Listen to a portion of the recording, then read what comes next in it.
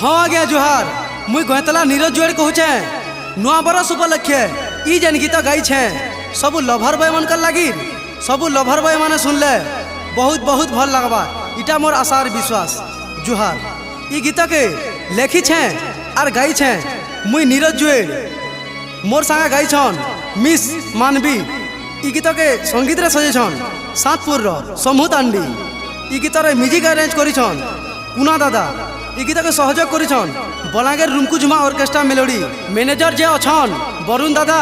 ई गीत के बहुत बहुत सहयोग करी छन गैतलार मिथुन सेठ सुनील जगन्नाथ सालबेग कंगार संजीव दादा रंडार प्रशांत गणबाहार अनिरुद्ध और राजू बाग और मोर बुहेन मोनिका ना बहुत सहयोग करी मोर पुत्रा श्यामलाल। ई गीत के जोश रे तैयार कर छन नीरज जोड़ हमार साथ लिंगराज से। हाँ आज्ञा ई गीत के जोश रे तैयार कर छन नीरज जोड़ हमार साथ लिंगराज से। तुई करी थिला बादा नहीं भूली जीबू तुई मोर कथा सुना सोर करुथिबू।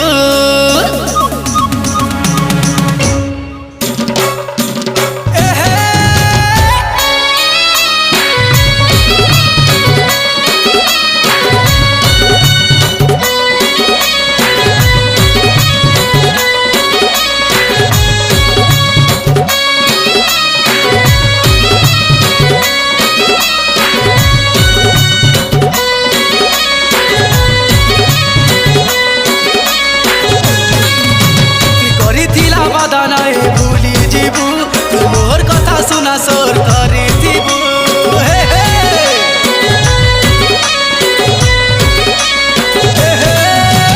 परानी के गले मुई तुया हेबू तोर गली ना थिले मुई देखू थीबू। तोर बुआ के नहीं डरबू तोर माँ के नहीं डरबू नहीं डरबू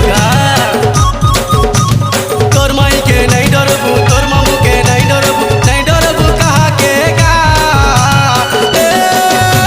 मते जदि भल पाउछु अरे नर्दी नर्दिया मते जदि दिल देइछु अरे दौड़ी दौड़िया तते केते भल पाउछा तुई का जानबू तते केते दिल देइछा तुई का जानबू। ए सुना तुई मोर सपन तुई मोर जीवन तुई मोर साथ तुई मोर पवन तुई मोर धड़कन रे धन्ना तुई मते जदि भल पाउछु अरे नदी नदिया तुई मते जदि दिल देइछु अरे दौड़ी दौड़िया अरे